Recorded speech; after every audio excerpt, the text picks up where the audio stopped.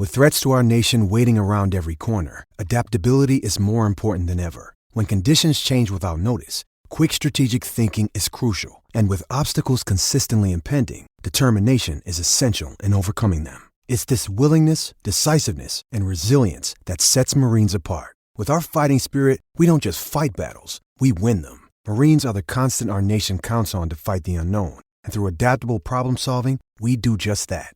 Learn more at marines.com.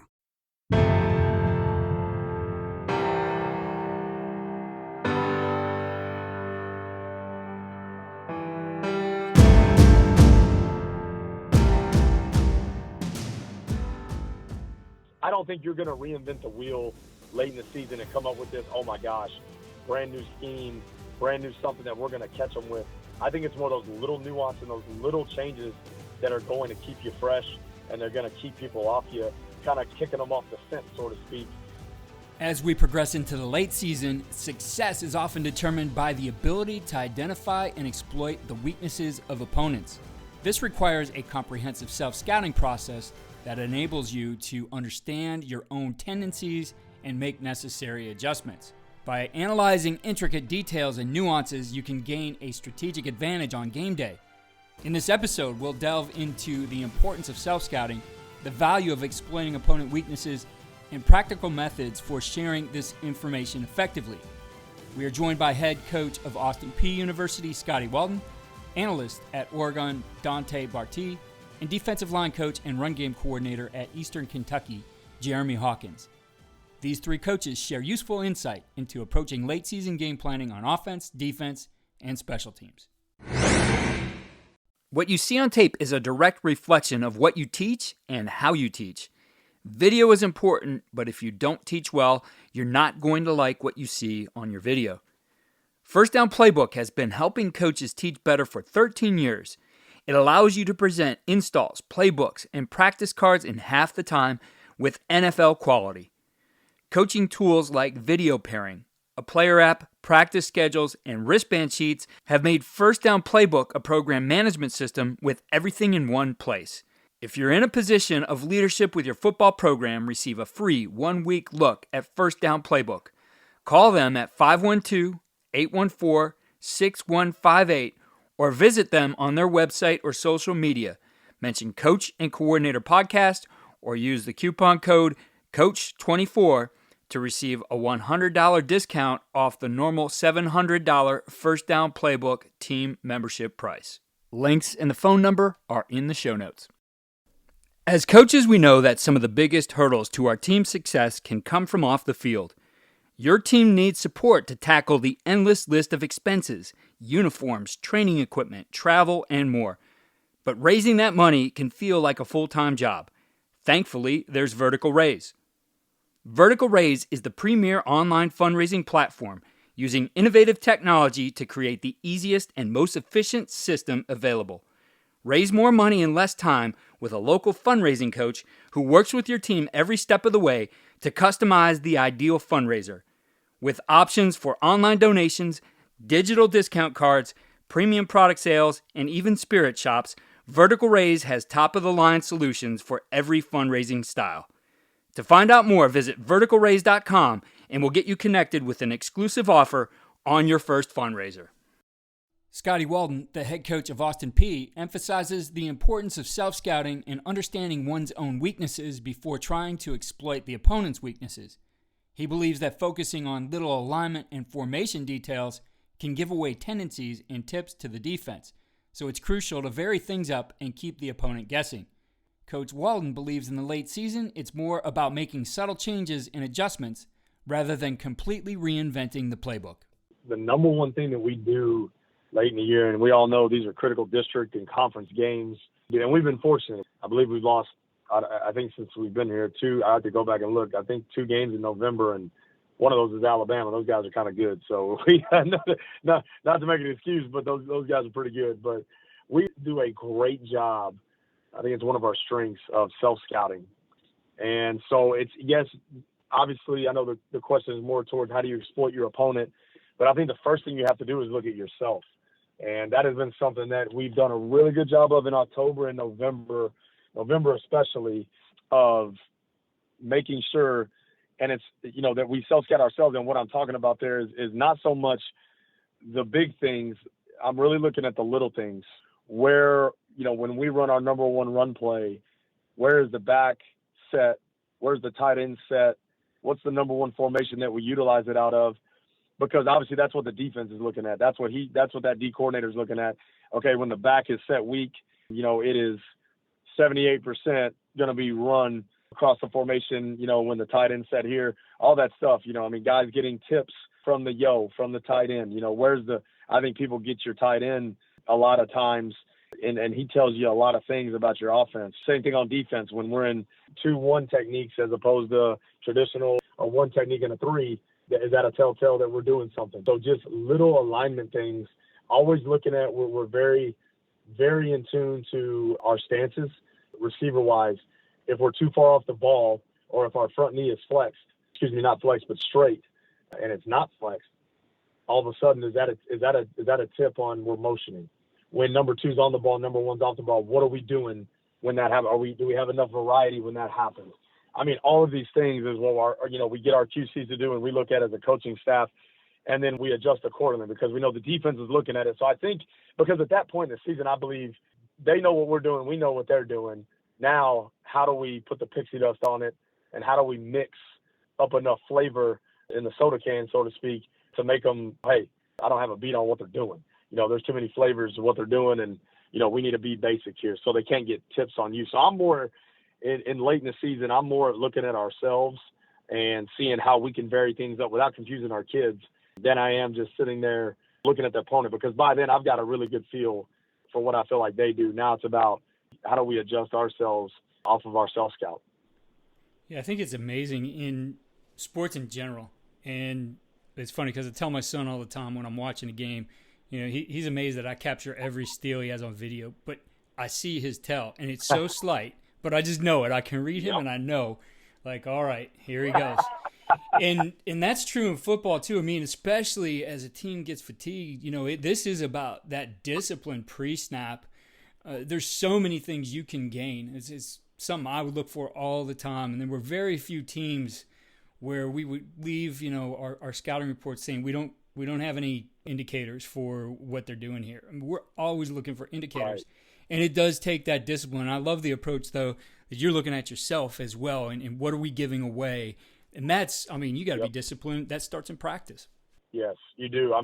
For instance, several years back, we got one tidbit from another, and thank goodness, we talked to another team that are willing to tell us, but our tight end was literally, and I didn't even notice it, he's looking pre-snap. He's tilting his head to where he's going every time before the ball snaps. So he's just giving those linebackers, hey, I'm splitting across. Hey, I'm saying same side. Hey, I'm blocking out.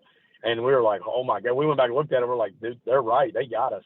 And so we had to fix that, and that really helped us to not give away our tendencies. But you're right. It takes an enormous amount of discipline in your staff to find it and your players to change it up. But I think little things like – I don't think you're going to reinvent the wheel late in the season and come up with this, oh, my gosh, brand new scheme, brand new something that we're going to catch them with.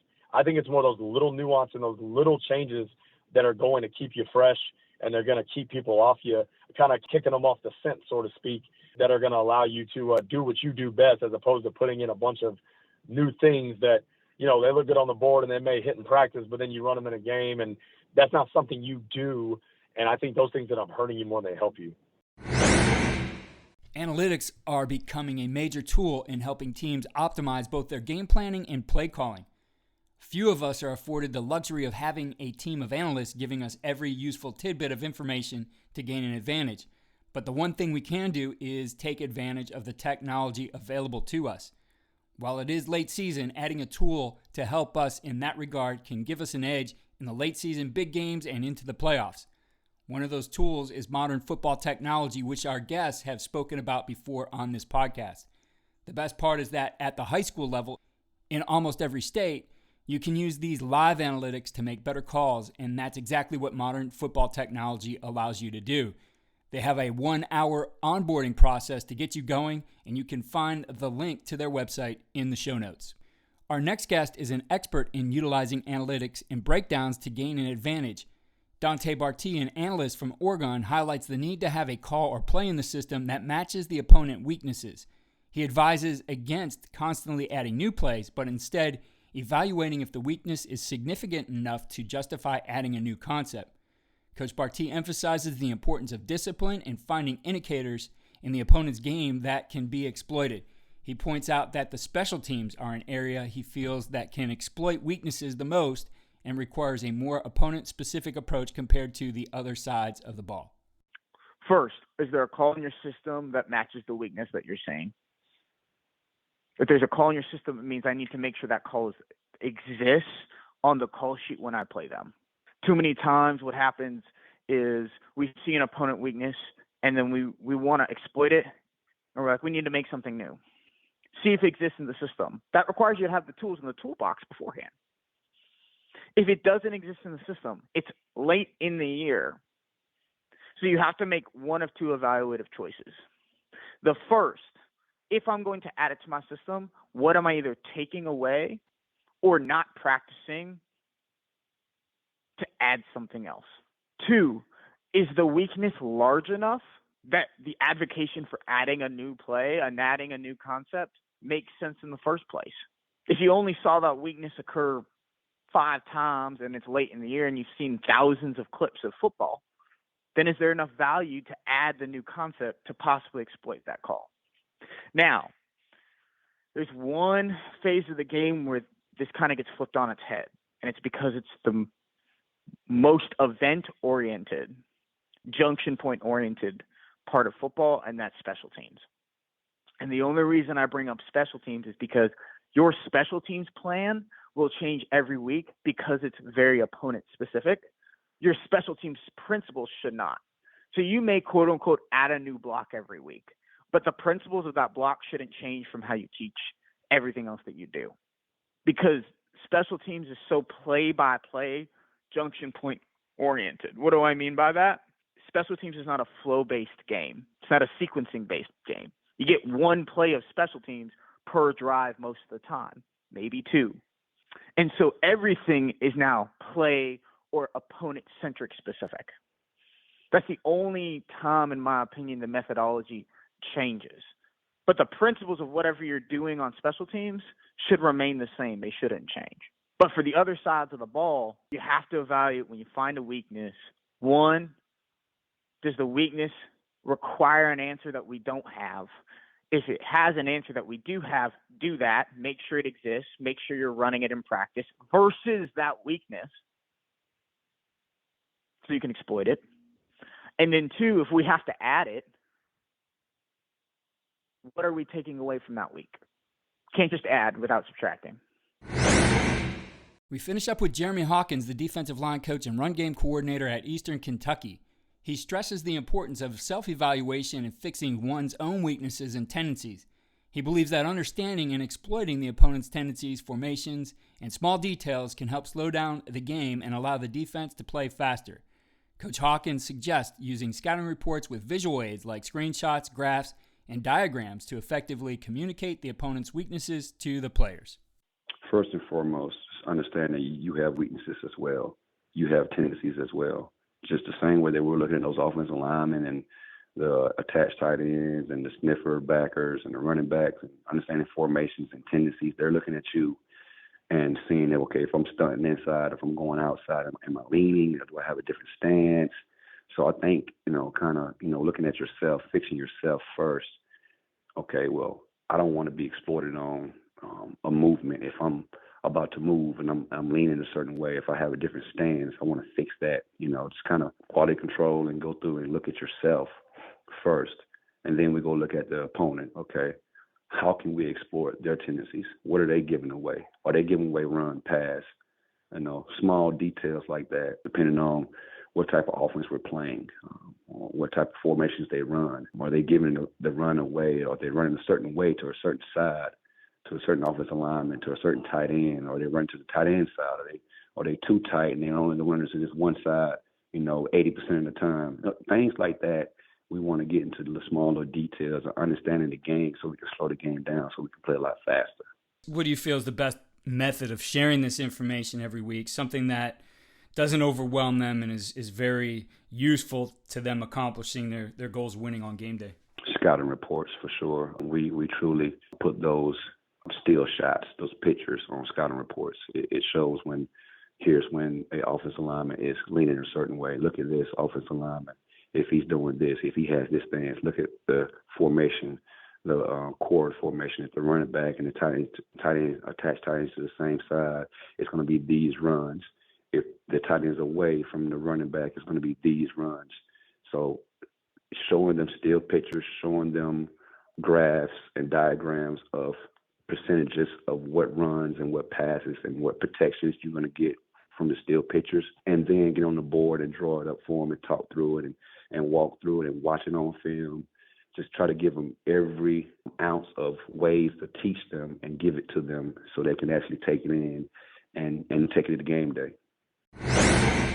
Self-scouting and exploiting opponent weaknesses are critical components of any successful team's game plan. By diligently examining your own tendencies and tells and gaining a deep understanding of your opponents, you can make strategic adjustments and capitalize on weaknesses. Be sure to check the show notes for related episodes and resources from these guests. Go to coachingcoordinator.com to sign up for our weekly tip sheet, which gives you the rundown of all the episodes from the previous week and the best ideas shared. And be sure to check out the catalog of season episodes at coachingcoordinator.com or on your favorite podcast app.